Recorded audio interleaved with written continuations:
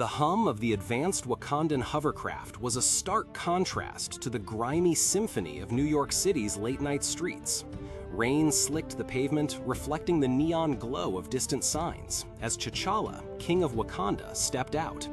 He moved with a quiet intensity, his traditional garments, unadorned but powerful, blending surprisingly well with the urban shadows. But he wasn't here as the Black Panther, not yet. He was here as a son, burdened by a grief that transcended borders and titles. His father, T'Chaka, was dead, brutally murdered, and the echoes of that loss still reverberated in T'Challa's very soul. He had come to America not for vengeance, but for justice, and to find that, he needed help. Not from a government agency, nor from his own formidable Wakandan intelligence, but from someone who saw the world through a different lens, someone with a unique understanding of human terrain. His search, meticulous and discreet, had led him to an apartment building in a quieter part of Brooklyn. He was looking for Sam Wilson.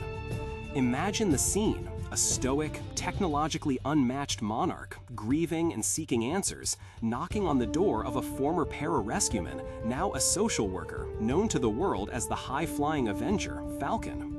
When Sam opened the door, a flicker of surprise crossed his face, quickly replaced by a cautious curiosity. T'Challa wasted no words. His voice, though low, carried the weight of his purpose. "Mr. Wilson," he began, his gaze steady, "I believe you can help me find a man named Ulysses Claw." Sam, ever the pragmatic, street-smart hero, didn't immediately jump to conclusions. He invited T'Challa in, sensing the depth of the king's distress, and listened. T'Challa recounted the attack on his father, the theft of vibranium, and the immediate suspicion that fell upon Claw, a notorious black market arms dealer with a history of Wakandan incursions. Sam, a man who had seen his share of tragedy and understood the nuances of grief, listened with an empathetic ear. He also recognized the potential for global ramifications. This wasn't just a personal vendetta, it was a matter of national security, tied to the very heart of T'Challa's shrouded nation. It's fascinating to consider how their backgrounds diverged so sharply, yet their core values aligned. T'Challa, raised in the hidden, technologically advanced kingdom of Wakanda, a master strategist and martial artist, accustomed to command and cloaked in tradition. Sam, a man of the people, a social worker by trade, whose powers came from flight and an unparalleled understanding of human psychology and urban dynamics. Yet both were men of immense integrity, driven by a profound sense of duty and justice. Their partnership began organically, a silent agreement forged in shared purpose. T'Challa provided the advanced intelligence, the secure communications, and the direct, unwavering focus on Claw.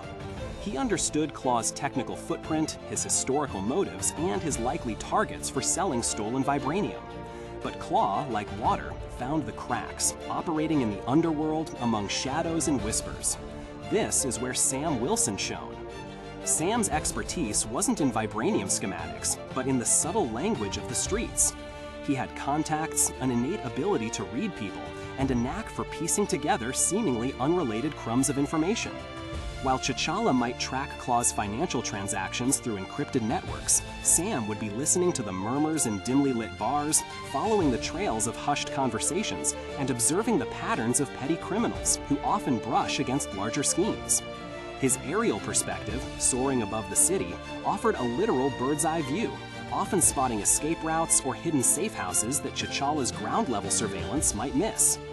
There were moments of quiet reflection, often over cups of lukewarm coffee in anonymous diners, where T'Challa, still reeling from his loss, would share the weight of his new kingship. Sam, having navigated his own share of loss and the burdens of his calling, offered not platitudes, but a quiet, grounded presence. He understood the loneliness of leadership, the pressure of carrying an entire nation's hopes.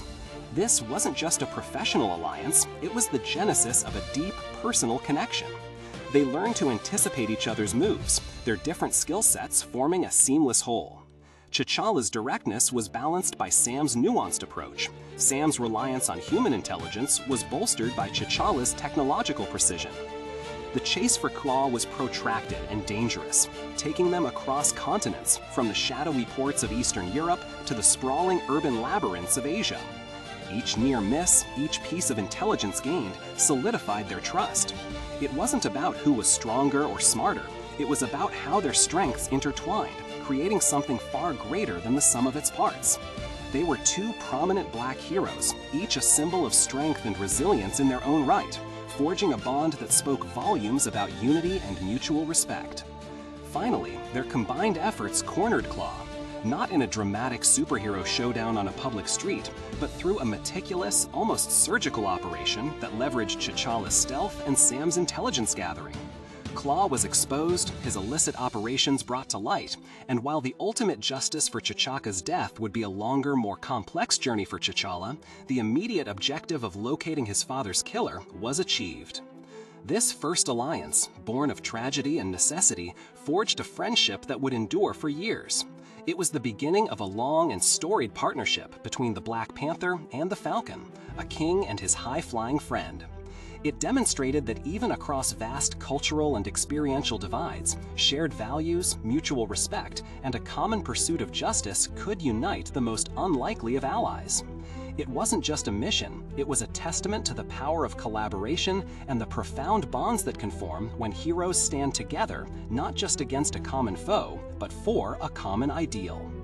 Consider this, the initial steps of a legacy, not just for two heroes, but for the very idea of what a hero can be. What are your thoughts on this foundational team-up? Share your insights in the comments below, and don't forget to like and subscribe for more stories of iconic alliances.